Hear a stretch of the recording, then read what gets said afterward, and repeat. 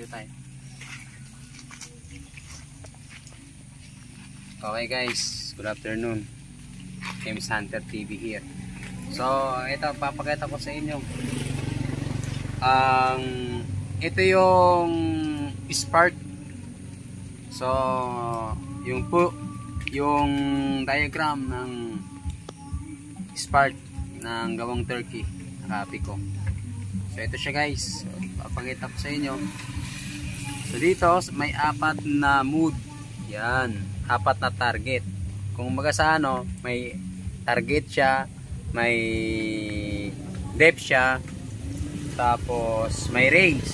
So, ito yung depthness niya. Ito yung target niya. So dito naman, itong switch on, ito yung target.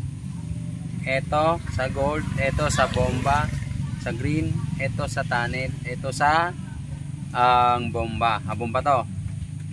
Tunnel, bomba, poison, then sa gold.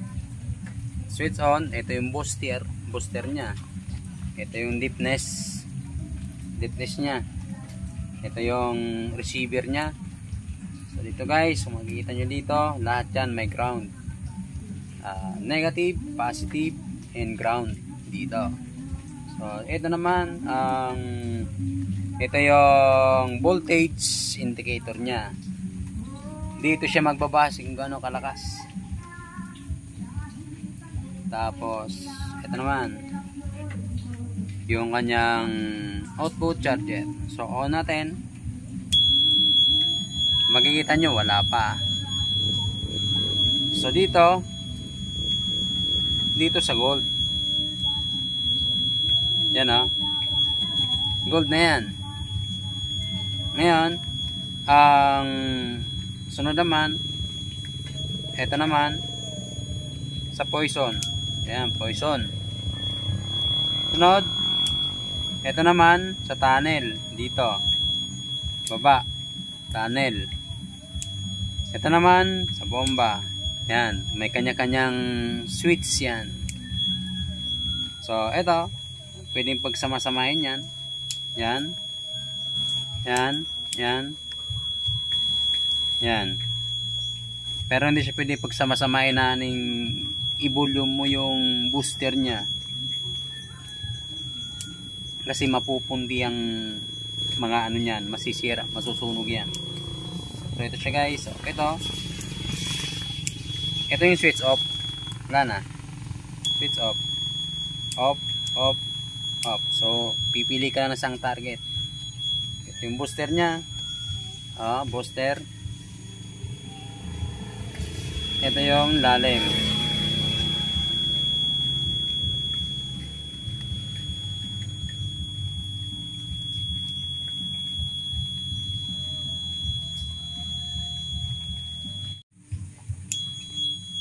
So sa gold na. So pitin natin, wala. Yan, gold na agad tayo. So naka-low tayo. Naka-low tayo para malaman natin. Ngayon, pwede natin atakin to. Yan. Sa gold na ito, papalo. Ngayon, ito guys, makita nyo, mabigat ito. Maliit lang siya pero mabigat yan. So ito,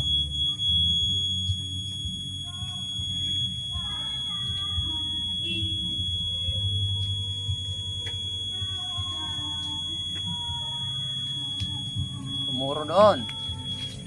Ito naman ako dito.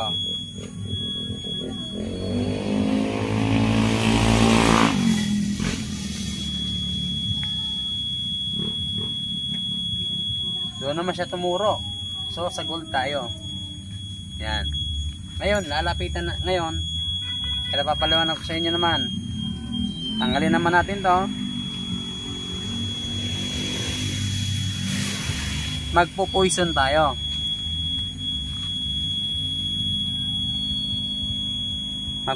Ilalagay naman natin sa poison. So ito siya guys, poison. Pag tumuro ito doon sa aning target na gold, ang ibig sabihin, ang target may poison. So ito, try natin.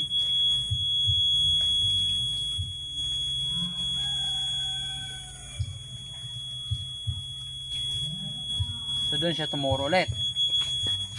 Anak ko.